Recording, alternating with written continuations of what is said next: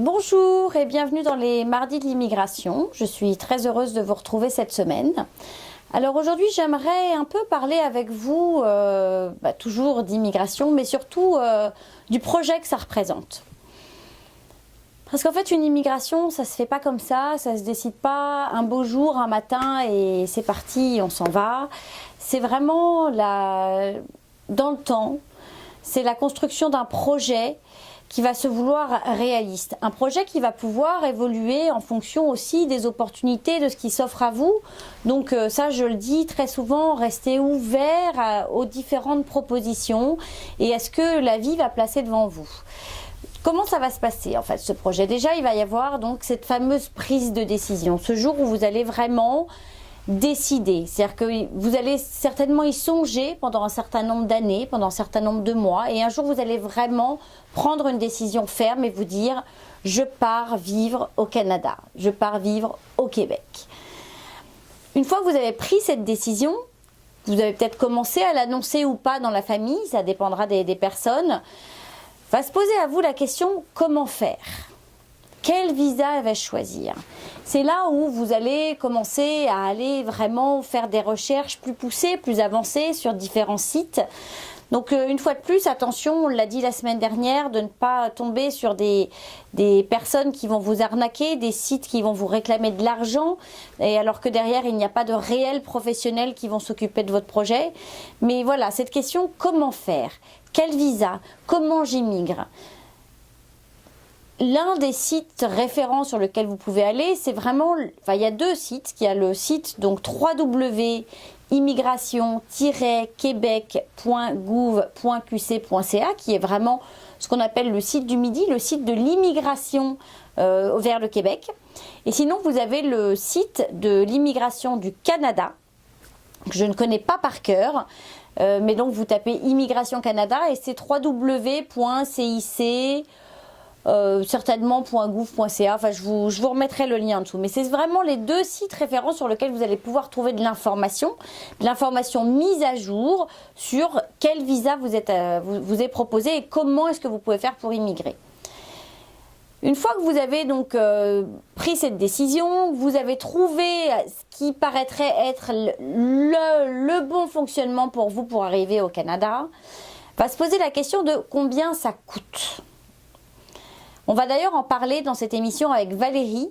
Elle va répondre à la question d'une personne qui nous a écrit la semaine dernière et qui nous demande justement combien ça coûte d'immigrer. Parce que vous allez devoir payer bien sûr le visa, vous allez devoir payer un certain nombre de choses liées en fait à l'immigration et ce que vous devez avoir comme frais par rapport au gouvernement, aussi bien provincial que fédéral.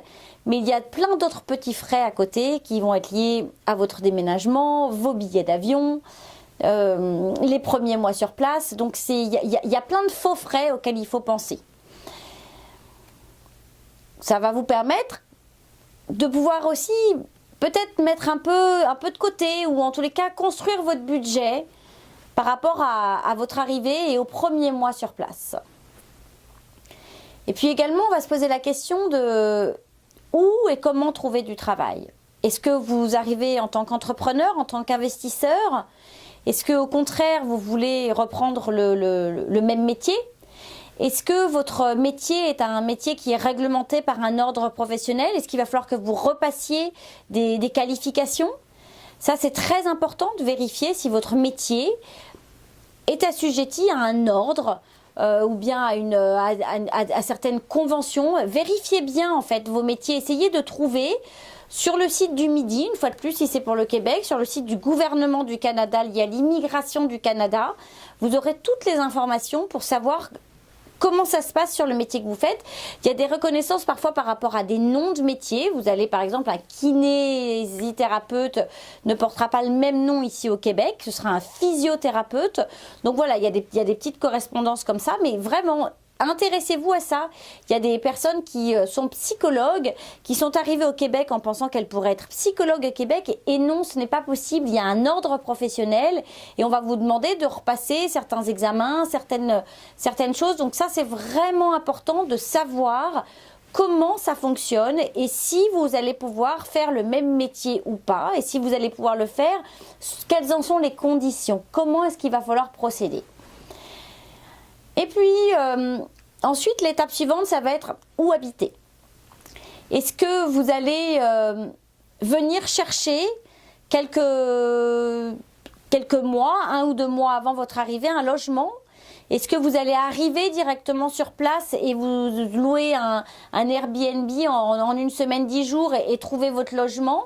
Est-ce que vous allez passer par un professionnel? Dans quel quartier? Dans quelle région? Est-ce que ça va être le Québec, le Canada? Faites des recherches. Je vous avouerai que Google Maps est assez extraordinaire. Vous avez, en tous les cas pour le Québec, un site internet qui s'appelle Centris, www.centris.ca, il me semble, Centris, qui référence toutes les locations ou toutes les ventes. On vous met l'adresse, ça vous permet de pouvoir rentrer l'adresse ensuite sur Google. Vous prenez le petit personnage, vous le posez dans la rue et vous vous baladez, vous faites des tours de quartier comme ça sur Google, en vous mettant, bien sûr, pas sur une carte à plat, mais vraiment en 3D, comme si vous vous baladiez dans la ville. Ça vous permet un peu de voir le quartier, de voir les alentours, donc de voir s'il y a des commerces, de voir si ça correspond un peu à ce que vous êtes. Et puis surtout, on l'a déjà dit, on le redit, on pense à faire un premier voyage, voire 2 voyages pour connaître l'été, l'hiver, venir un peu sentir, que ce soit Montréal ou Québec ou une autre région, on vient sentir un peu la ville dans laquelle on a décidé d'aller vivre et on vient voir si ça peut nous correspondre et si on va y être bien. Ensuite, vous allez vous poser la question, si jamais vous venez dans une grande ville telle que Montréal ou Toronto ou Vancouver, quelle école choisir? Est-ce que je mets mes enfants dans le privé? Est-ce que je mets mes enfants dans le public? Donc là aussi, n'hésitez pas à aller sur les sites internet des écoles, sur les sites internet des commissions scolaires, à poser des questions. Vous verrez, il y a pas mal de forums. Je vous avouerai que vous pouvez tout à fait choisir de mettre vos enfants dans un cursus français de France. Il existe 2 écoles comme ça à Montréal qui sont Marie de France et Stanislas. Vous pouvez tout à fait choisir ce type de cursus et sinon, vous avez le choix de l'école québécoise. Tout va dépendre en fait de votre enfant, de l'âge qu'il a. Est-ce qu'il est petit? Combien de temps vous allez rester? Est-ce que c'est quelque chose que vous allez faire 1 an? Est-ce que au contraire c'est quelque chose que vous voyez sur du long terme, 15 ans, 20 ans? Est-ce que votre enfant est en début d'études ou en fin d'études? S'il est en fin d'études, est-ce qu'il n'est pas plus sécuritaire pour lui de rester dans ce qu'il connaissait déjà? Vous allez vous poser toutes ces questions. Vous trouvez d'ailleurs beaucoup d'informations sur la page Facebook de Du Côté de Montréal, puisque j'en parle. J'écris également des articles à ce sujet. Donc n'hésitez pas aussi à venir vers moi, à me poser des questions, à me demander comment ça se passe. Je suis vraiment là pour répondre à vos questions. Je veux dire, j'offre toujours des services de conseil. Donc n'hésitez pas à venir vers moi et à faire appel à mon aide en tous les cas. Ensuite, bah voilà, j'en viens en fait à ce dernier point qui est est-ce que je me lance seule ou est-ce que je fais appel au service d'un professionnel? Vous pouvez tout à fait vous lancer seul. Des tas de gens l'ont fait et je veux dire ça se passe très bien. Ils sont très heureux, très satisfaits de ce qu'ils ont fait. Et vous pouvez également utiliser les services d'un professionnel. Je dirais qu'une fois de plus, ça va dépendre de vous, de votre personnalité, de votre confort à le faire ou pas, du temps que vous allez aussi avoir à consacrer à ce projet. Donc ça, c'est vraiment quelque chose qui dépend complètement de vous et de votre façon de voir les choses. Et je ne peux que vous recommander, si jamais vous faites appel à des professionnels, à toujours faire attention, à bien écouter ce qu'on a dit la semaine dernière pour ne pas vous faire arnaquer. Les personnes, les professionnels qui travaillent dans l'immigration sont des personnes qui doivent avoir un visage, qui doivent avoir une adresse mail, que vous devez pouvoir les trouver sur LinkedIn, sur Facebook, vous devez pouvoir trouver ces personnes. Vous devez vraiment avoir un nom de contact, pouvoir les joindre avec soit une adresse courriel, soit une adresse, un numéro de téléphone. En tous les cas, il faut que ce soit des personnes qui existent en vrai. Et puis, donc une fois que tout ça s'est mis en place, il va y avoir donc également la recherche d'emploi, refaire son CV. Est-ce que vous recherchez votre emploi en étant encore dans votre pays ou est-ce que vous le faites une fois que vous êtes sur place? Comment fonctionne un CV? Comment ça se passe? Comment il est fait? Donc là aussi, vous allez pouvoir trouver des réponses. Les CV sont très différents de ceux de la France. Donc vraiment, faites des recherches. N'envoyez pas comme ça des CV à tire-larigot sans avoir avant la certitude que votre CV ressemble à un CV québécois et bien comprendre comment ça se passe. Donc voilà pour ce qu'il en est sur votre projet, un projet d'immigration qui se construit, c'est du long terme. D'ailleurs, vous verrez, aujourd'hui, je reçois Béatrice qui a immigré il y a quelques mois, qui est arrivée l'été 2017. Et elle a mis 10 ans à monter son projet. 10 années. Alors pas 10 années parce que le gouvernement du Canada et le gouvernement du Québec ont mis du temps à lui fournir son visa. C'est absolument pas ça. C'est 10 années de comment elle allait réaliser son projet, comment elle allait y arriver, comment elle allait arriver à ce moment-là. Et c'est vraiment une réflexion sur le long terme. Une fois qu'elle a pris sa décision, que la décision était prise, ça a été rapide. Mais ça a été vraiment, voilà, une réflexion sur et un processus. C'est vraiment ça, c'est vraiment un processus.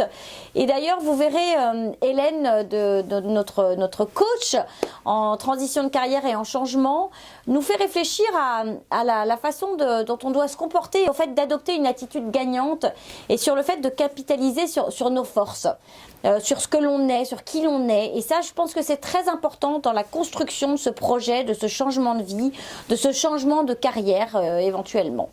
Donc voilà pour aujourd'hui. On se retrouve tout de suite après la pause avec Valérie qui vient nous expliquer combien coûte une immigration. À tout de suite. Conseil de pro vous est présenté par Valérie Flatt, consultante réglementée en immigration canadienne. Bonjour Valérie. Bonjour Géraldine. Alors, bienvenue. Merci. Cette semaine, quelle est la question c'est si les gens qui demandent, mais tout ça, ça coûte combien? Ah, ça c'est une question très intéressante, la question effectivement. Qui tue. Attention, accrochez-vous, prenez des notes. Oui, sortez les calculatrices. Là, on joue chiffres aux lettres et le compte est bon. Voilà, d'ailleurs, j'ai l'impression qu'il y a beaucoup de chiffres. Oh, il y a beaucoup de chiffres, du coup je garde mes fiches pour pas vous dire n'importe quoi, parce que là, on est parti, c'est du lourd, là. Aujourd'hui on fait dans le lourd.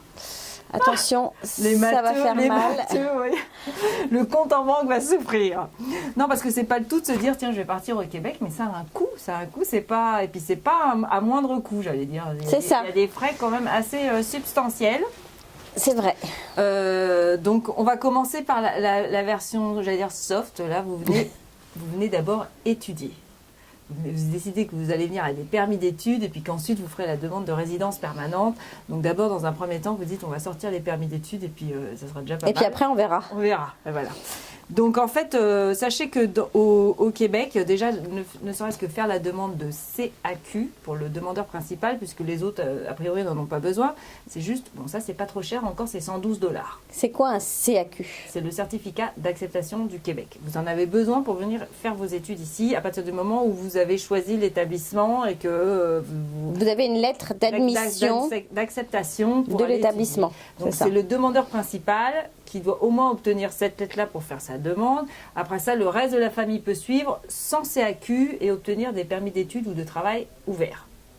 Mais le demandeur principal... C'est celui qui fait les études, le demandeur principal. Oui, généralement, voilà. Et lui, il a besoin d'obtenir son certificat d'acceptation qui coûte 112 $. Mais ceci dit, en plus de son 112 $, il va falloir quand même que vous démontriez votre capacité financière pour pouvoir venir étudier au Québec. Parce que c'est pas tout de vouloir venir étudier au Québec, il faut, a priori, vous ne travaillez pas pour financer vos études. Vous venez en tant qu'étudiant. Donc le but, c'est qu'on vous dit, enfin vous vous dites, moi je viens avec un budget pour pouvoir étudier, et puis si j'ai une possibilité par la suite d'acquérir une expérience professionnelle en complément, très bien, mais c'est pas, le but majeur, c'est pas de venir travailler pour pouvoir financer ses études. Surtout que, si je me rappelle bien, on a le droit de ne travailler que 20 heures par semaine en tant qu'étudiant étranger. Voilà, pendant la semaine de cours, et puis 40 heures à temps plein pendant les vacances. Pendant les congés. Il n'y a pas énormément de... Enfin, quoi que dans les cégeps, il y a quand même des grosses vacances, mais... L'été, là, c'est un bon petit 3 mois où on peut travailler. Et mettre des sous de côté pour le reste. Mais de toute manière, le reste de l'année, sachez que si vous reprenez des études, vous n'aurez le temps de rien. Ouais, ça, je vous le confirme. Faut pas penser que ça va être très facile de venir reprendre des études. Non. Et de travailler en même temps. Moi, je peux vous dire, j'ai mon mari qui a repris ses études ici au Québec et il ne pourrait pas, en plus de tout le travail qu'on lui demande, travailler les 20 heures par semaine qui sont demandées. Non, c'est juste pas possible. Donc voilà. Donc généralement, je vous le dis comme ça en grande ligne, il faut que vous puissiez démontrer que vous avez l'argent suffisant pour payer déjà vos billets d'avion. C'est important. Hein, D'accord. Ça fait partie du budget. L'aller-retour ou l'aller? L'aller-retour généralement. D'accord. Alors, si vous venez pour 3 ans, on tolère que vous veniez avec un aller simple. Mais c'est sûr que si c'est un petit séjour d'une petite année, généralement ils s'attendent à ce que vous ayez le retour déjà. Donc l'installation pour votre première année, donc l'installation, c'est vous allez payer en gros le déménagement, s'installer quoi. C'est ça, peut-être 1 ou 2 mois de loyer, sauf que normalement, légalement, on n'a pas le droit de vous demander une caution, mais c'est vrai qu'à partir du moment où vous arrivez de l'étranger, on vous la demande tout le temps. On va vous la demander, c'est ça. Ils vous la retournent. Hein, c'est ça, on vous la retourne sans problème, mais voilà, sachez qu'il faut quand même le prévoir. Même si vous allez lire sur certains sites que c'est pas légal, il n'empêche que venant de l'étranger, si vous voulez l'appartement, il vaut mieux les avoir. C'est ça. Et puis alors après ça, si vous êtes une personne adulte seule, en gros, ils calculent que ça va vous revenir à 12 538 $ par an de subvenir à vos besoins personnels. Propre, c'est ça. Et donc, un couple, il prévoit 18 000 $, 18 400 $ exactement. Et une famille de 4 personnes, il calcule 22 230 $. Donc, vous devez avoir l'argent pour le billet d'avion, grosso modo, les frais d'installation, eux, ils calculent 500 $, ce qui est vraiment pas cher. Moi, là, de ce côté-là, ils voient pas gros. Je ne peux pas leur dire. Non. Et une famille de 4 personnes, 22 000 $. S'ajoute à ça les frais de scolarité. Donc, si l'école, si vous tombez sur un petit cégep qui va vous coûter en gros 1 000 $ par an, ça va. Ça. Mais si vous tombez sur une école privée qui va vous coûter 12 000 $ par an, il faut avoir l'argent en plus.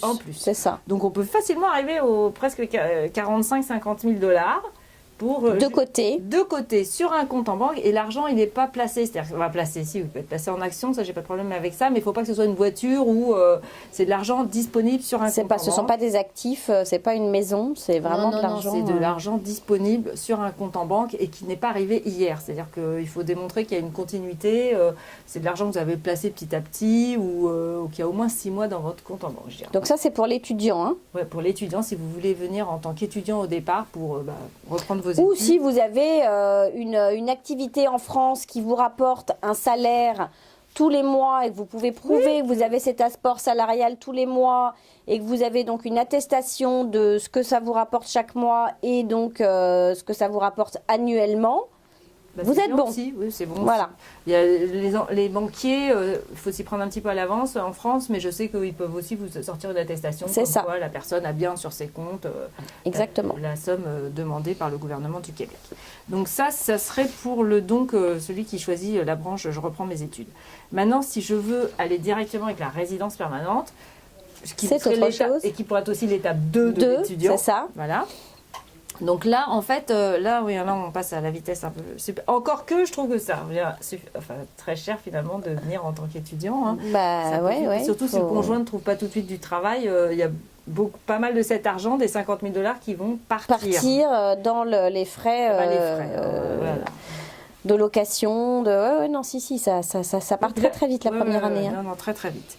Si vous voulez en fait aller directement vers la résidence permanente, le dossier que vous allez envoyer, c'est 785 $ pour la personne qui demande, le requérant principal, suivi de après ça 169 $ pour le conjoint.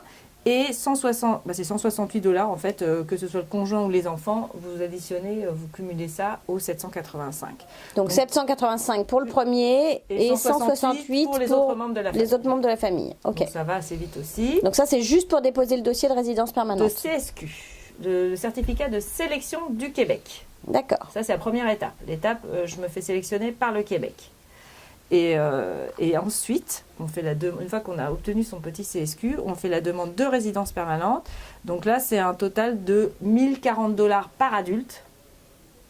Là, je vais y aller par adulte, c'est plus simple. 1040 $ par adulte. Voilà. Et un enfant, c'est 150 $. Là, je dirais à la limite, c'est pas cher.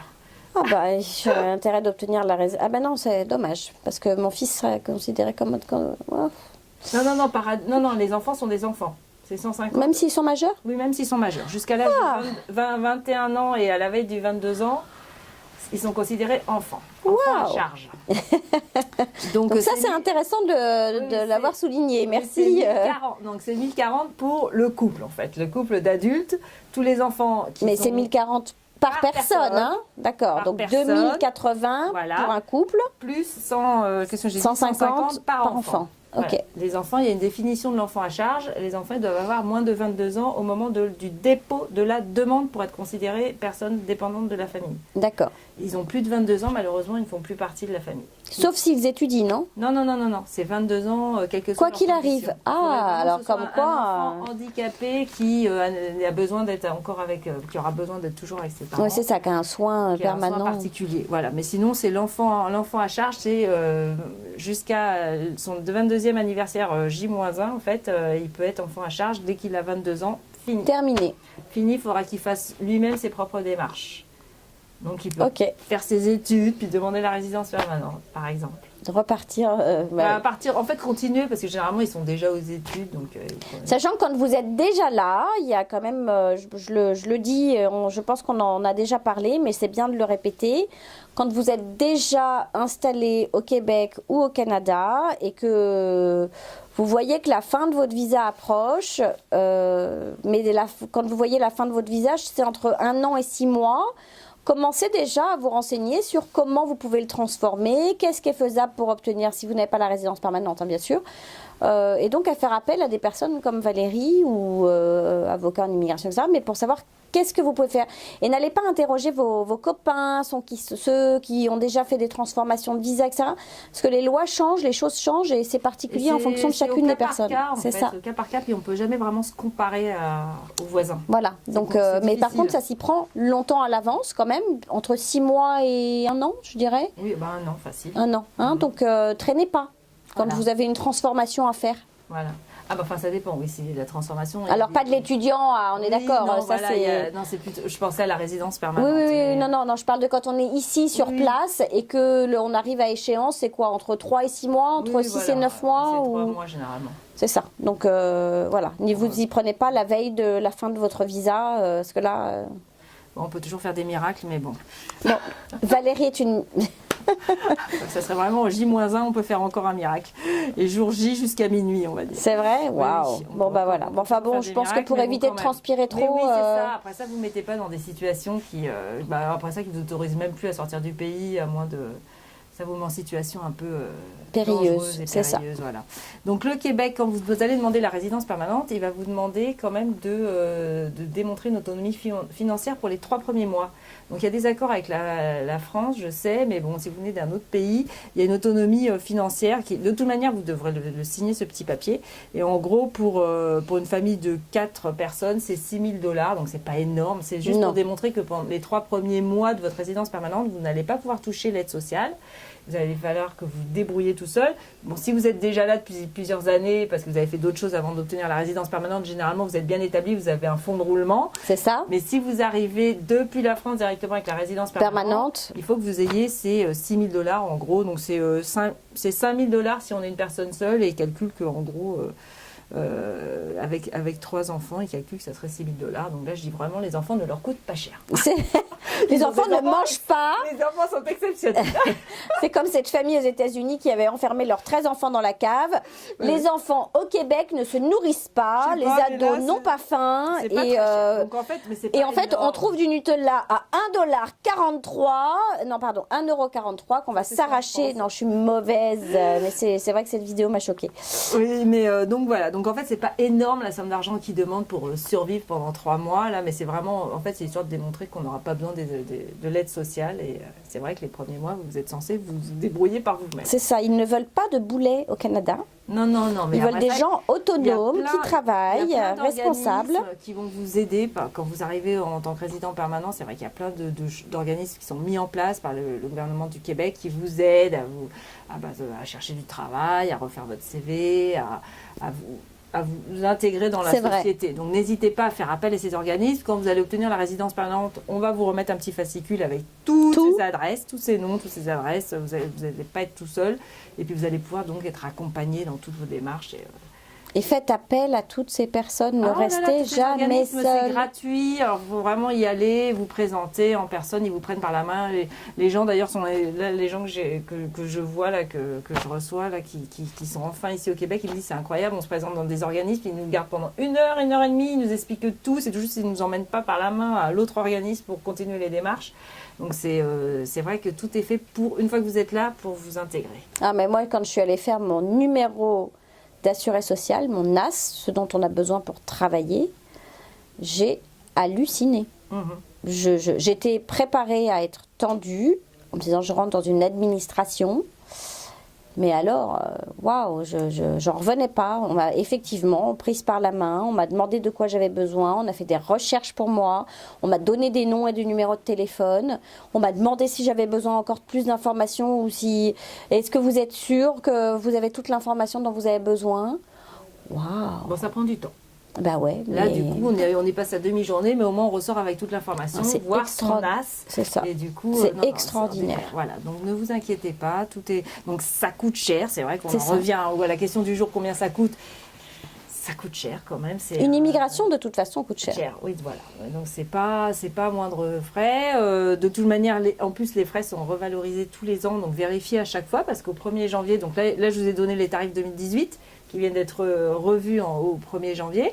Mais en fait, tous les ans, donc, ils sont revalorisés. Donc, il faut faire attention. Et on les trouve aussi sur le site du Midi? Ah, tout est transparent. On retrouve toutes ces grilles de chiffres qui n'en finissent pas. Donc, vous pouvez vous préparer votre petit budget suivant la composition de votre famille.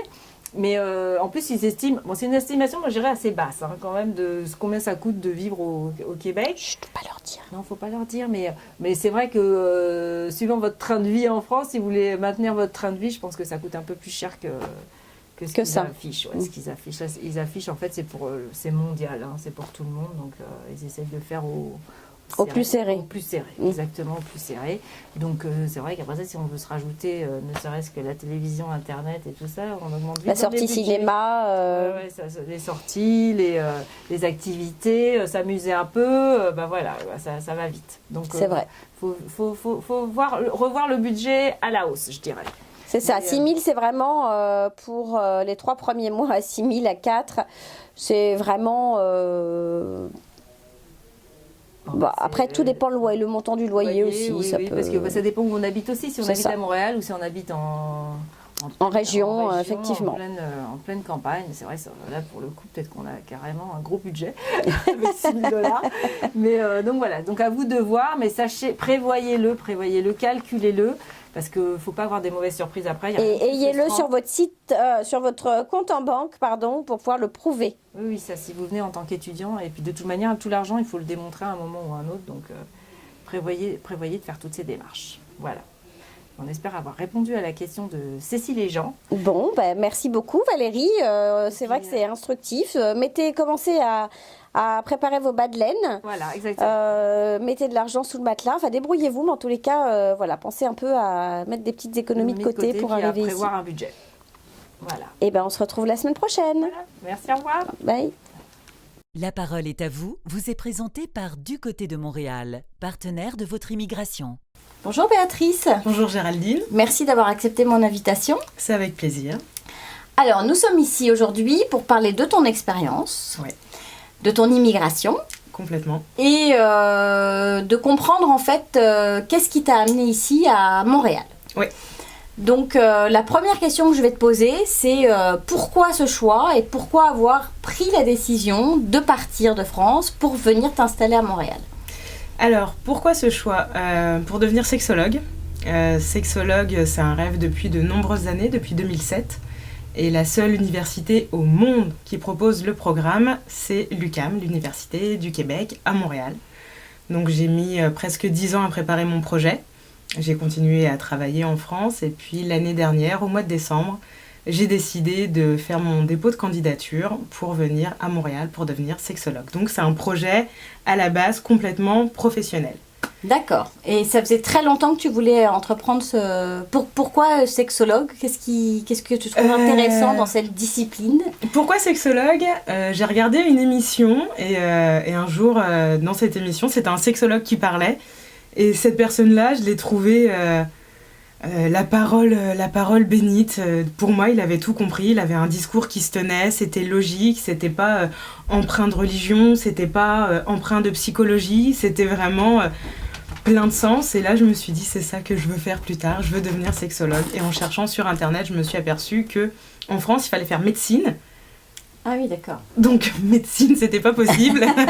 Là, je me suis dit non. Mais par contre, à Montréal, ils proposaient un programme sur 3 ans, diplômant, reconnu pour devenir sexologue. Mais c'est la seule université au monde. D'accord. C'est pas juste francophone, c'est vraiment au monde, c'est le seul programme. D'accord. Et alors, tu es dans quelle université aujourd'hui ? À l'UQAM, Université du Québec à Montréal. D'accord. Donc, qui est une université francophone. Francophone. Qui se revendique francophone. Mais qui n'est pas complètement francophone. Nous avons beaucoup de textes en anglais. D'accord. Énormément. Mais ça se comprend bien. Ils sont très très compétents. Et on a un programme extrêmement riche avec des professeurs passionnants. Là, les examens se sont finis le 15 décembre avec hâte. Ça a été assez dur. On a mis presque 3 mois à réussir à se revoir parce que justement, les cours sont très, très, très intenses. Waouh, extraordinaire. Bon, donc une fin d'examen stressante ? Très stressante. Très, très stressante. Très fatigante, très stressante. Ça a été très éprouvant et pour moi et pour mon fils. Parce que c'est des grosses révisions, c'est beaucoup de stress, c'est beaucoup d'attention pour mes études. Et j'ai un enfant de 12 ans qui demande aussi énormément d'attention. On est venus à 2, que tous les 2. Donc c'est un travail d'équipe. Et c'est vrai que les périodes d'examen sont dures et pour lui et pour moi, très très fatigantes. Et ça fonctionne aussi en session, en fait. Tu as plusieurs sessions, donc 2 sessions sur une année. C'est ça, D'accord. c'est ça. C'est un baccalauréat en 3 ans. Donc on fait une session d'automne, une session d'hiver. Après, on a 6 mois sans école et on reprend septembre. Et on fait des sessions. Donc c'est, si je ne me trompe pas, c'est des sessions de... Je crois qu'on fait des demi-années. C'est des sessions de 15 crédits. D'accord. Bon, bah écoute, c'est fabuleux. Et ton fils, son immigration à lui, comment ça s'est passé ? Alors, on est venu plusieurs fois Enfin, moi, je suis venue plusieurs fois sur Montréal pour repérer. Après, je suis revenue avec lui en juin pendant 10 jours. 10-12 jours. C'est là où on a signé pour l'appartement. On a visité la ville. Donc, il s'est beaucoup plu. Après, on est reparti en France pendant 2 mois pour dire au revoir à toute la famille, rendre mon appartement, etc. Et quand on est arrivé sur Montréal au mois d'août, c'était absolument magique. Puis après, on a eu du mal à lui trouver une école. D'accord. Et puis, on lui a quand même trouvé une école, puis c'était pas la bonne école. Donc, il a rechangé d'école une fois de plus au mois de novembre. Mais son immigration, au début, était assez dure parce qu'il a vraiment pris conscience qu'on n'était plus en France. Perte de repères, etc. Ouais, la perte de repères a été très très compliquée. Plus de famille, le décalage horaire. Il faut quand même en prendre conscience que 6 heures, on a l'impression que c'est pas énorme. Mais au final, quand il est 6 heures du matin ici, il est midi en France. Et on ne peut pas appeler la famille en se levant à 6 heures du matin pour prendre de leurs nouvelles entre midi et 2.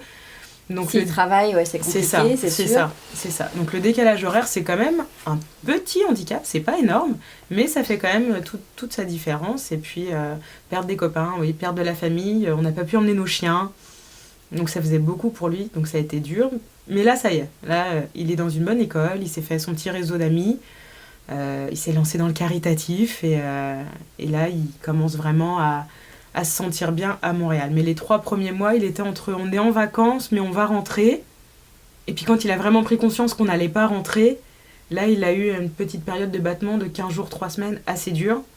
Et puis il est tombé sur des professeurs, sur une équipe éducative à l'école qui l'ont vraiment pris sous leur aile et qui l'ont un petit peu coucouné en lui disant « T'inquiète pas, ça va bien aller. On va te prendre en charge, on va te donner tes nouveaux repères à l'école, à la maison. » Et là, depuis, c'est que du bonheur. Oui, c'est ça. C'est-à-dire qu'en fait, pour avoir discuté avec Béatrice, au préalable, il était dans une école un peu plus pushy, un peu plus... c'est ça, très compétitive. Très compétitive, école privée, pas française. Pas française, hein, donc, sur programme québécois, vraiment voilà. sur programme québécois. Mais quand on est arrivé au mois d'août, le réseau des écoles publiques de Montréal était saturé.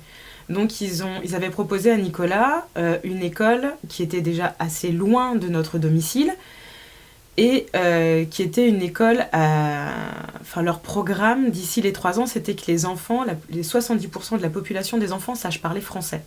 Donc Nicolas, il sait déjà parler français. C'est-à-dire que c'était plutôt pour de l'accueil d'enfants immigrants ne sachant pas parler français. Voilà, c'est ça. Voilà. Donc ça, c'est quelque chose auquel il va falloir que le gouvernement songe. C'est qu'il n'y a pas que des immigrants qui ne parlent pas français qui arrivent. Il y a aussi des immigrants qui parlent français, qui ont un certain niveau de vie. Et ces gens-là ne mettent pas forcément leurs enfants en école française. Voilà, et souhaitent aussi l'école public, donc c'est à prendre en compte. C'était complètement ça. Je voulais qu'il aille dans le système québécois pour une meilleure intégration, parce que j'espère qu'on va être là. Enfin, on est déjà là pour 3 ans minimum, peut-être pour du long terme, mais je voulais vraiment le mettre en système québécois. Et le système québécois, là où on voulait me le placer, ça convenait pas avec oui, non, mais je connais ce genre d'établissement. Il sait déjà parler français, il sait déjà lire, écrire français, donc c'était pas possible de le mettre dans une école comme ça. Donc on est parti sur du privé. Mais là, on est tombé sur du privé... lourd. Très gentil, hein, mais ça convenait pas du tout à Nicolas. Pas du tout. Donc du coup, on a rechangé. Donc ça a été pas mal de changements, beaucoup de perturbations pour lui entre le déménagement, 6000 km, nouvel environnement, rechangement d'école... Bon, là, ça y est, il est content, il est stable. Super content. Il veut pas repartir en France. Il y a eu un moment où il m'a dit, je voudrais peut-être repartir en France. Donc là, on y réfléchit, on appelle la famille. On dit, il va peut-être rentrer en France, lui, puis moi, je vais finir mon cursus. Donc là, ça a été quand même assez paniquant. Et puis finalement, après ces 15 jours, il a dit, non, mais je vais rester. Je vais rester avec toi. Et puis, je vais quand même trouver mes repères. Et là, ça y est, c'est bon, on est bon. Là, on est bon. Là, on est bon, ça y est. Alors, c'est arrivé à Montréal avec 300 kilos de bagages, c'est ça ? 300 kilos de bagages, 2 vélos. Et là, ça a été une arrivée magique. À côté de ça, ça a été une immigration parfaite. J'ai eu mes papiers en temps et en heure. On est arrivé avec les 300 kilos de bagages. Steve à la rescousse. Steve est venu nous chercher. Donc, les gentlemen déménageurs, ça a été mon héros du jour. Après 7 heures d'avion... 4 heures au service de l'immigration, 300 kilos de bagages, enfin un enfant mine de rien, donc il ne pouvait pas porter avec moi, donc 2 vélos. Steve nous a pris en charge à l'aéroport, il nous a monté les bagages dans l'appartement, donc j'avais déjà mon appartement. Et là, quand on a posé nos valises, c'était parfait, donc appartement tout meublé. Que tu as trouvé sur Kijiji. Voilà, donc ça peut arriver. Moi, je vous déconseille, faut le savoir. Je te l'avais déconseillé. Oui, complètement. Rappelle-toi, on en avait parlé ensemble. Ouais, complètement. Mais il peut y avoir des très belles expériences Kijiji. Donc, une expérience parfaite. Mais parce que tu es venue aussi, que tu les as rencontrés. Voilà, je suis venue, j'ai rencontré l'ancien locataire, Antoine, qui était un Français qui retournait en France. Donc lui, le deal, c'était reprendre l'appartement, donc faire une session de bail et racheter l'intégralité des meubles. Donc pour moi, c'était parfait. C'était parfait. Les lits, tout, il y avait tout, machine à laver, tout, il y avait tout. La vaisselle, j'ai tout racheté. D'accord. Donc on a vraiment racheté tout le packaging. Donc quand on est arrivé, on avait juste nos habits à amener. Et ça, c'est vrai que seul avec un enfant, c'était parfait. Pas besoin d'aller à Ikea, pas besoin de rien du tout. Session de bail parce qu'en fait il n'avait pas terminé son bail et que tu reprenais son bail en cours. Complètement. Alors voilà, ça c'est une petite explication que je vais vous donner, une petite aparté de quelques secondes. C'est qu'en fait ici on s'engage sur un bail sur une durée qui peut être 1 an, 2 ans, 3 ans, c'est vous qui déterminez la durée.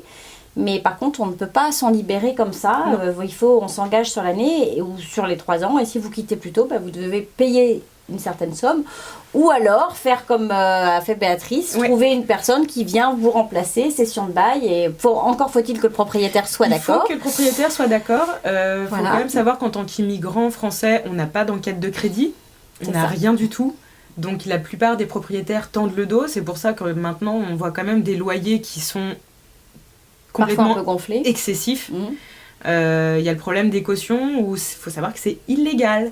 Ah ouais, on vous en demande quand même de temps en temps, mais c'est effectivement illégal. C'est illégal, mais voilà, le propriétaire doit donner son accord. Donc moi, j'avais pas d'enquête de crédit, j'avais rien. Donc j'ai rencontré le propriétaire avec Antoine. On a fait les présentations. Je lui ai présenté ma lettre de banque que j'avais également présentée au service de l'immigration en lui prouvant que j'avais des fonds. Après, tout s'est fait sur la confiance. Je suis quand même repartie après en France pendant 2 mois.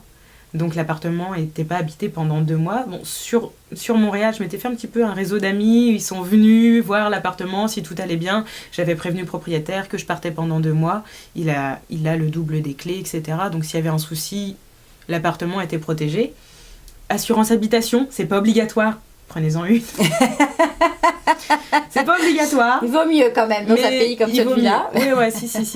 Dégâts des eaux, peu importe. Dégâts des eaux, incendie, cambriolage, puis la plupart des assurances nous protègent également en dehors de l'appartement, pendant nos trajets en avion, pendant nos trajets dans le métro.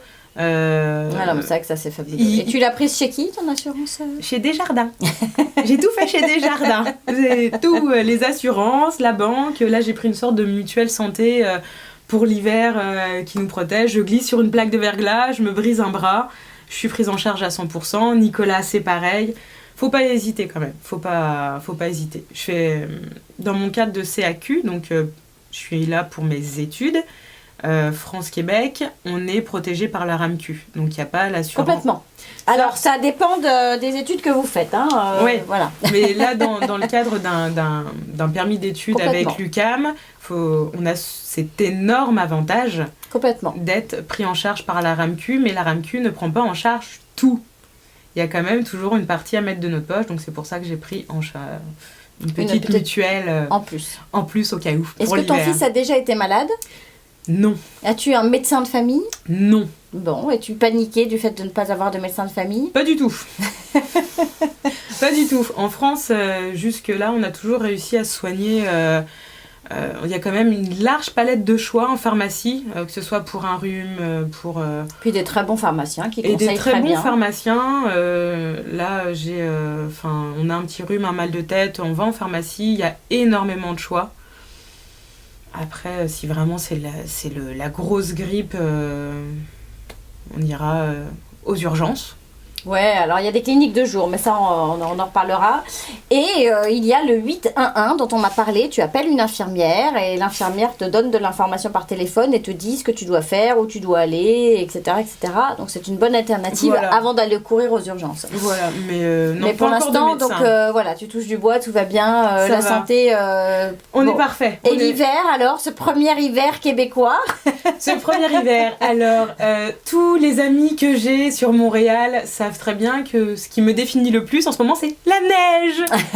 La neige. Ah, je vois de la neige, je suis euphorique de neige. Il fait froid, mais avec un bon manteau, ça passe super bien. Je suis pas plus traumatisée que ça. On arrive encore à sortir. J'ai pas de voiture, donc tout se fait en transport en commun. Parce que comme j'habite sur le plateau... Comme une bonne Française. Voilà, comme une bonne Française qui se respecte. Je suis arrivée, j'emménage où ? Sur le plateau. Donc, j'ai pas de voiture. Tout peut se faire en transport en commun. Je fais tout Montréal en transport en commun. Donc, je marche pas mal. C'est relativement bien déneigé. Bien salé dans son ensemble. Pas partout, mais c'est bien. Mais non, le froid est tout à fait tolérable. Couche de l'oignon. Couche d'oignon. Donc je sors de chez moi, je rentre dans le métro, et là on enlève le bonnet, l'écharpe, une épaisseur, on sort du métro et on remet. C'est un peu... faut prendre l'habitude. C'est une organisation, ouais. C'est ça, c'est-à-dire que le matin quand on s'habille, il faut vraiment penser à je vais prendre le métro.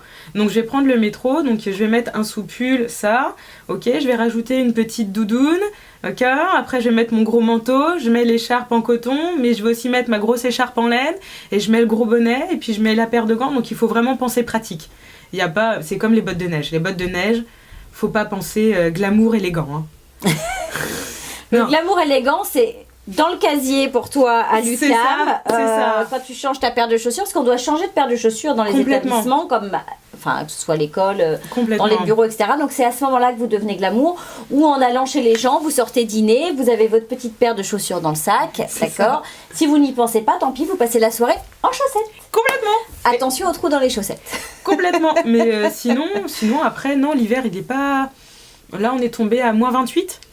Ouais, non, là, je pense qu'on a bien attaqué. Nous, ça fait notre 3e hiver. On n'avait jamais eu aussi froid en décembre. Donc, qu'est-ce que va donner janvier et février? Allons-nous atteindre les moins 40 Voilà, donc non, c'est combien de jours? Ça a été surprenant. Le moins 28 a été surprenant.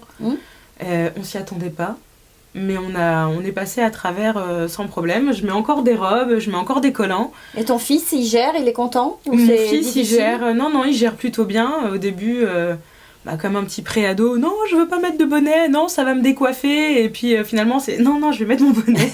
Je vais mettre mon bonnet, je vais mettre ma capuche par-dessus. Et puis je vais mettre mes gants aussi. Et puis, je n'ai pas envie de perdre le lobe de mes oreilles.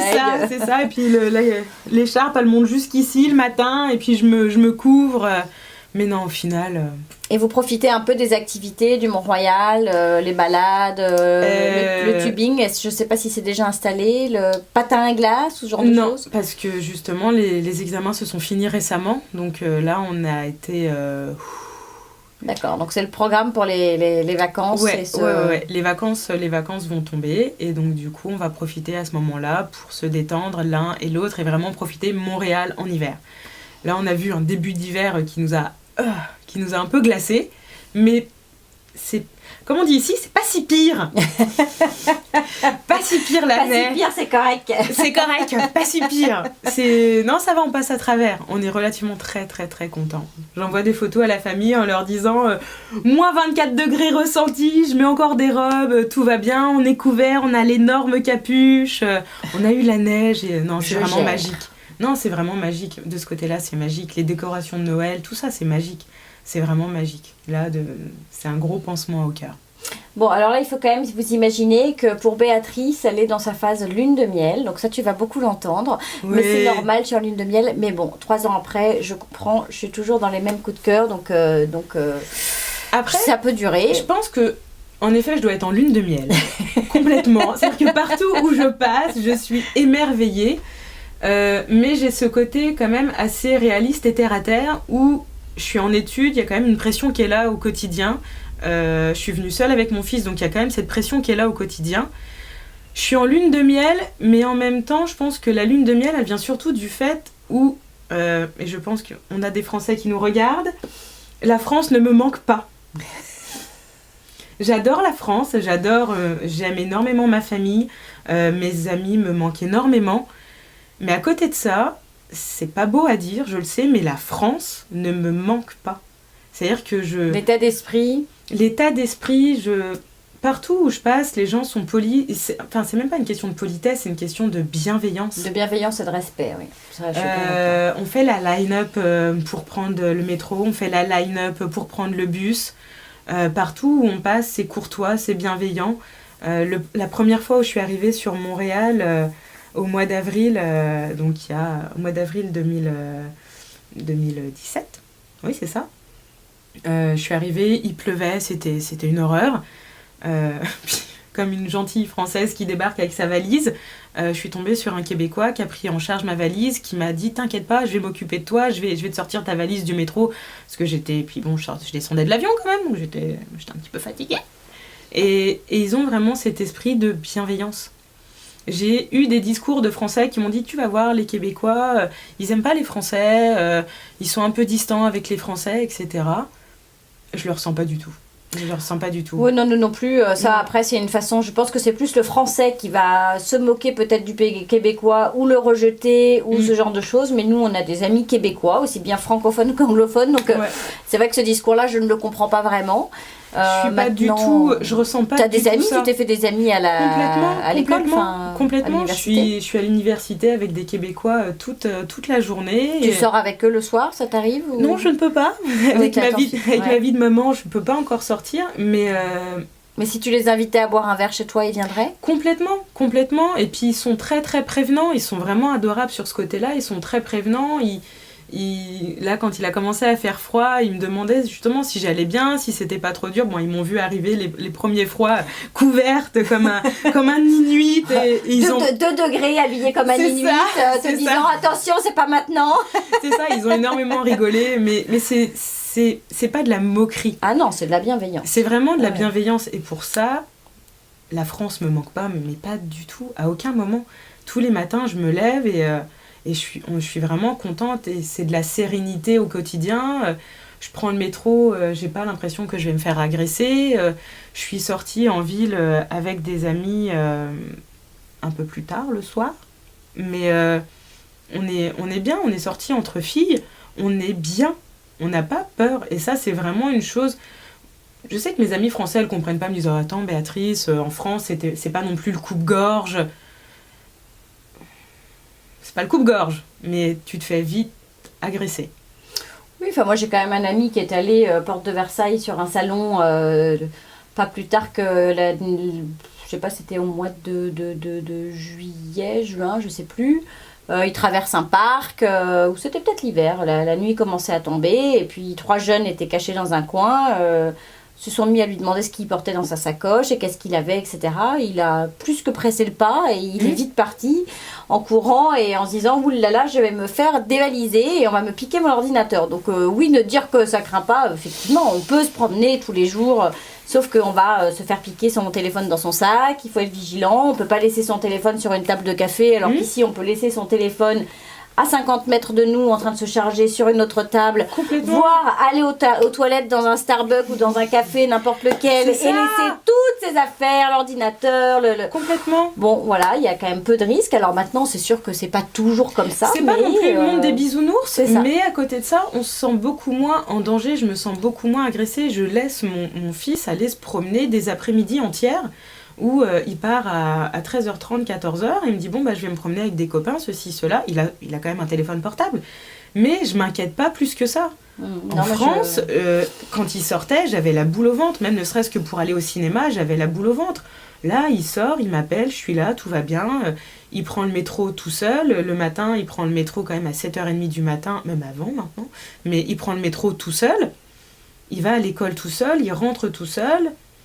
J'ai pas peur. Non, mais alors je comprends ce sentiment. Bisounours vraiment, mais j'ai pas peur. Ouais, c'est quand même je pense que c'est idyllique, on peut le dire. Donc oui, je suis en lune de miel, mais je suis quand même aussi réaliste et je peux faire la comparaison assez facilement avec la France. C'est surtout que ceux qui vont te dire en fait que tu es en lune de miel, etc., c'est souvent des gens qui sont là depuis 5 ans, 10 ans, 15 ans, peut-être même 20 ans, qui ont oublié dans quel état est la France. Désolée pour ceux qui sont là-bas et qui ne sont pas tout à fait d'accord avec nous, mais quand même, qui ont oublié ce qu'ils ont quitté et qui par conséquent se mettent à voir des défauts effectivement dans ce que peut représenter la vie québécoise, la vie canadienne. Donc j'invite ces personnes à partir 3, 4, 5, 6 mois en France et puis à recôtoyer la vie, à créer une entreprise là-bas, puis à réaliser les grosses différences qu'il y a. Et oui, on vit un peu dans un monde entre guillemets de bisounours, mais d'un monde bienveillant, respectueux, gentil. Donc voilà, si tu avais un message à passer aux personnes qui nous suivent, qui songent à cette immigration en tant que maman, adulte, de reprendre une vie étudiante, est-ce que ça représente un gros budget? Est-ce que tu le conseillerais? Qu'est-ce que tu peux... Alors, si je devais résumer mon immigration, ça représente un gros budget.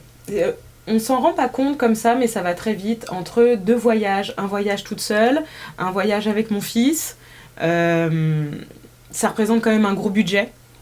On est arrivé ici, il y a quand même si tout était meublé, faut savoir qu'à Montréal, tout s'achète. Il faut en avoir conscience. Tout se paie. Tout se paie. Même l'air dans les pneus de la voiture. Tout se paie. Après, c'est un pays de service. De ce côté-là, c'est vrai qu'on est très très bien servi partout où on passe, mais tout se paie. Donc oui, c'est quand même un budget. Il faut bien se renseigner, il faut bien calculer, il ne faut pas hésiter à avoir plus gros que ce que le gouvernement nous demande. Le gouvernement nous demande un budget minimum quand on est un adulte seul avec un enfant. Ils ont leur budget minimum. Il ne faut pas hésiter à mettre la barre un peu plus haut. Voilà, à se mettre une petite rallonge. Surtout que tu n'as le droit de travailler que 20 heures par semaine. C'est ça. En tant qu'étudiante, j'ai le droit de travailler que 20 heures par semaine. Donc après, j'ai entendu dire, là il va falloir que je me renseigne, mais j'ai entendu dire que durant ma période où j'ai pas d'études, je te le confirme, je peux travailler plus. À temps plein. À temps plein. Voilà. Donc ça, ce sera à voir. Mais effectivement, je te le confirme. Oui, on peut. Super. Moi, je vais pouvoir travailler à temps plein. Je vais pouvoir mettre de l'argent, mais j'ai toujours pas travaillé là. Hein. C'est-à-dire que là, pour le moment... c'est compliqué d'allier les deux. Nos Québécois sont quand même courageux parce que le font, hein, les étudiants. Ouais. Mais c'est vrai que moi, je me suis un petit peu mis la barre haute. C'est-à-dire que d'immigrer seule, avec un enfant, là, ça fait quand même peu de mois que je suis ici. Chaque chose en son temps. C'est ça, on est arrivé le 15 août. Moi, j'ai enclenché l'université le 5 septembre.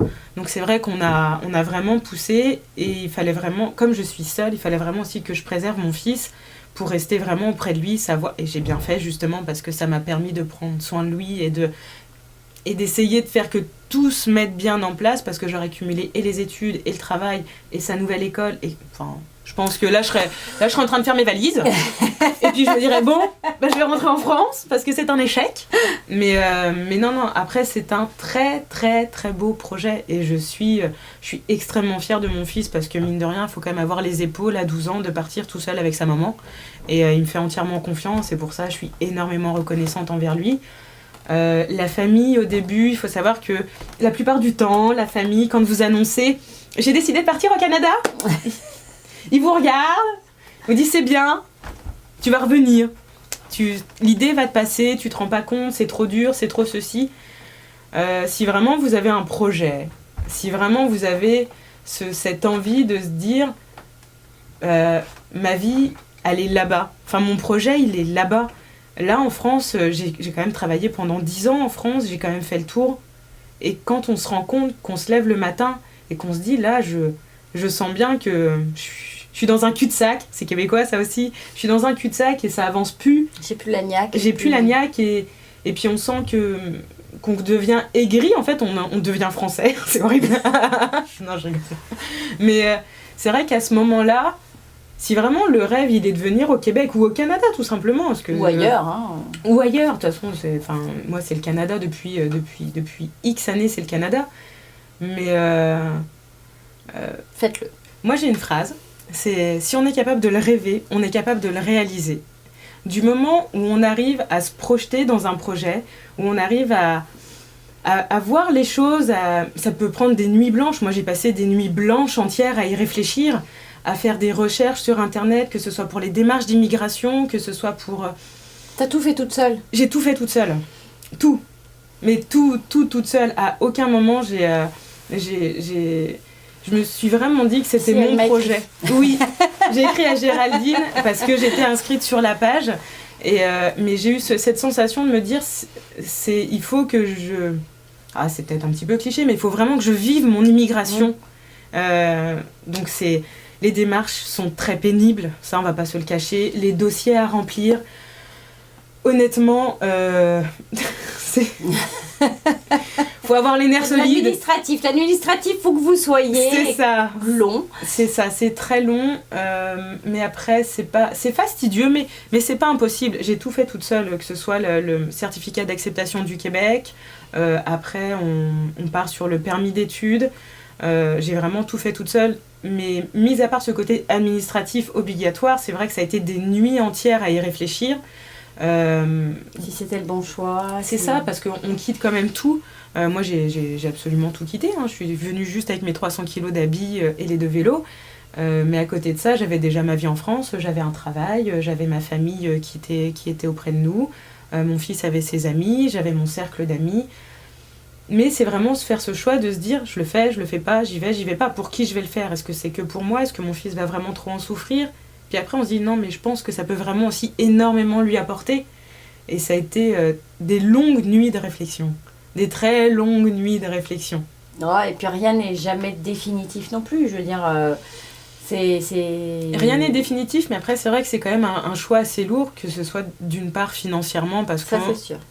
Faut vraiment prendre en compte on peut pas juste se dire, je prends 5 000 €, ça fait 8 000 $ canadiens, et puis 8 000... Et puis je m'en vais. Et puis je m'en vais. Non. Il y en a qui l'ont fait, hein. Quand on est en PVT, à la limite, ça peut se faire. C'est ça, voilà. Très avec un enfant. Avec un enfant, non. Il faut vraiment voir le budget plus gros. Et puis, c'est pas le coup de lui dire non, on peut pas faire ça parce que là, ça rentre pas dans le budget. Les premiers mois, il faut vraiment aussi lui vendre du rêve. Parce que en même temps, il faut lui dire bon, c'est la vraie vie, mais il faut pas non plus trop le frustrer. Sinon, il va vivre. Ça faut un juste équilibre entre le changement de vie et ce qu'elle peut apporter. Et puis, il faut suivre les passions.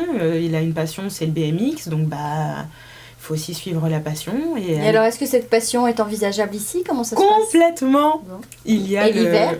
Et ben là, c'est merveilleux. Il pense à tout ici. On a mis le BMX en gardiennage.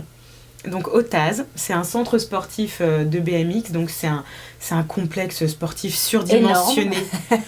Non mais c'est juste génial. Il faut quand même savoir que c'est un très bel endroit. C'est exceptionnel. Ouais. T'as vu les banquettes qu'il y a pour les parents. T'as une sorte de petite cafétéria café. Moi je sais qu'on y a été passer des journées entières avec Nicolas. On paye l'entrée, il vient avec son BMX et son équipement qu'on a ramené de France bien évidemment.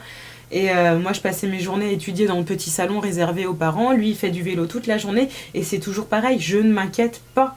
Et j'ai pas peur qu'il se fasse racketter son BMX. J'ai pas peur qu'il se fasse... Non, il fait sa journée. Le soir, on rentre à la maison. Et donc là, pour l'hiver, étant donné qu'on peut plus rouler sur la route avec nos vélos, on a pris un taxi. J'ai appelé un taxi parce que c'était trop tard, il y avait déjà de la neige. Donc le gardiennage a commencé à telle date et il y avait déjà de la neige. Donc j'ai appelé le taxi, il est venu nous chercher, on a chargé le vélo, on a emmené le BMX au TAS. Et là, ils ont pris le vélo en gardiennage pour 4 mois. Donc on paye, les gars. Tout se paye. On paye le gardiennage pour 4 mois. Et là, il va... Inclus un entretien, une remise à niveau, etc. Non. Par contre, ils ont un petit atelier sur place au TAS qui fait que... Après, Nico, il sait entretenir son vélo. Donc de ce côté-là, je m'inquiète pas. Et alors pour l'hiver, quel est le programme pour Nicolas? Alors je lui ai parlé de hockey. Le cliché, il m'a dit non. Bon, non, sa passion c'est le BMX et je lui laisse sa passion. Je pense qu'il va essayer le patin à glace. Il en a déjà fait ou jamais? Non, pas en France. Pas en France. Ski? Non plus. Ski de fond? Non plus. Balade en raquette? Non plus. Là, il s'est mis au snow skate. Ah si, exact, il s'est mis au snow skate. Voilà. Grosse découverte le snow skate. Donc là, pour son anniversaire à venir, il aura son snow skate pour l'hiver. Donc il a découvert le snow skate. Donc il aura son snow skate pour faire du snow skate. Voilà. Et puis après, on verra pour le ski, on verra pour le snowboard. C'est vrai que là, on vient d'arriver, donc là, on est vraiment comprimé entre les études et on a quand même un rythme assez soutenu. Mais on va découvrir, puis on a le temps de découvrir. Ça va se faire tout seul. Bon, alors si tu avais un petit mot pour la fin, une conclusion, alors tu nous as déjà dit une très belle phrase, mais est-ce que tu aurais une autre conclusion tout aussi jolie Une autre conclusion Ceux qui veulent le faire, ceux qui veulent le faire, faut y réfléchir. Si c'est un projet de couple, il faut en parler en couple, il faut pas juste mûrir l'affaire dans son coin, faut vraiment que ce soit un projet ensemble. Si c'est un projet seul, avec un enfant, moi dans mon cas c'est vrai que les choses ont été simplifiées parce que avec Nicolas au niveau des démarches parentales j'ai la chance, j'ai pu partir vraiment toute seule sans avoir de problème de garde, etc. Je pense que c'est vraiment un projet qu'il faut mûrir et si vous avez envie de le faire, au moins essayez. Juste essayer. Qui ne tente rien n'a rien. Voilà, donc ça va dans la continuité et il faut vraiment essayer. Après... moi, je sais que je vis un rêve complet et j'ai pas l'intention de repartir tout de suite. Voilà. Ton cœur est là. Mon cœur est là, c'est vraiment ça. Quand j'arrive ici, j'ai l'impression d'arriver à la maison. C'est ça qui est assez impressionnant. Ma famille me manque, mes amis me manquent, mais ici, t'es chez toi. À chaque fois que je suis descendue de l'avion, j'avais l'impression de rentrer à la maison et de me sentir bien. Bah voilà, c'est exactement le ressenti de beaucoup de personnes ici et j'avouerais que c'est vraiment le mien. À chaque fois que l'avion se pose... Non mais ça y est, c'est bon, là je suis au calme. Je suis chez moi. Ouais, je suis chez moi, je suis au calme, je suis sereine, je suis bien, j'ai plus toute cette tension environnante. La France est un magnifique pays, on y mange super bien. Oui, c'est très sympa en tant que touriste, mais c'est difficile à vivre. Merci Béatrice. Merci à toi Géraldine. Et puis nous, on se retrouve après la pause. L'Instant Coach vous est présenté par HPL Coaching avec Hélène Le Gallet. Bonjour Hélène. Bonjour Géraldine.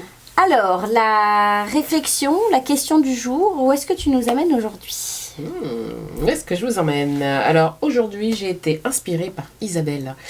Isabelle, c'est une charmante personne que j'ai eu la chance d'accompagner il y a quelques temps. qui travaillait pendant une petite quinzaine d'années dans l'industrie pharmaceutique et qui a eu à vivre en fait un grand changement dans son organisation et qui a dû prendre une décision et partir vers une reconversion professionnelle. Donc Isabelle a été cadre pendant 15 ans dans l'industrie pharmaceutique et aujourd'hui Isabelle est infirmière. Ah. Et j'avoue que son parcours m'a inspirée pour aujourd'hui vous parler de l'attitude qu'elle a eue. Et l'attitude d'Isabelle a été une attitude gagnante. Elle a adopté une attitude gagnante. Et c'est ce mot-là, voilà, le mot gagnant, adopter une attitude gagnante, adopter un profil gagnant, avec l'idée de capitaliser sur ses forces. Et c'est ce qu'a fait Isabelle, en fait. Elle a été chercher quelles étaient ses forces, quelles étaient ce qui la faisait vibrer, dans quoi elle était bonne. Et, spécifiquement, elle était bonne, elle avait ce côté altruiste, empathique, orienté vers l'autre, avec l'amour du soin, puis après pas mal d'autres choses qu'elle a mis en place pour réussir son projet de changement. Donc l'idée c'est plutôt aujourd'hui de se pencher sur cette question, sur ce choix qu'on peut faire parfois, de capitaliser sur ses forces ou focaliser sur ses faiblesses. Focaliser sur ses faiblesses qui peut nous amener vers la spirale négative, la perte d'énergie et j'en passe.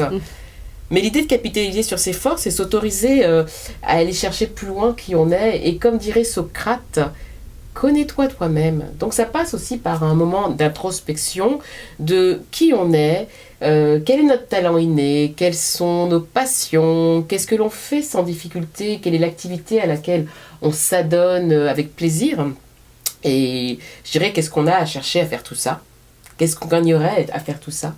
Tout simplement à être heureux, à être en confiance, à être productif et à être enthousiaste et créatif.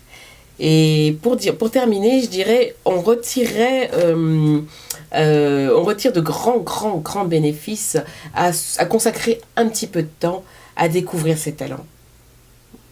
Et découvrir ses talents, c'est aussi développer de nouvelles habitudes, c'est découvrir de nouveaux horizons à explorer, et c'est se consacrer à son domaine d'excellence. Donc c'est un peu l'idée, cette réflexion, ce cheminement, l'inspiration d'Isabelle qui m'est venue aujourd'hui. Capitaliser sur ses forces plutôt que focaliser sur ce qui ne va pas.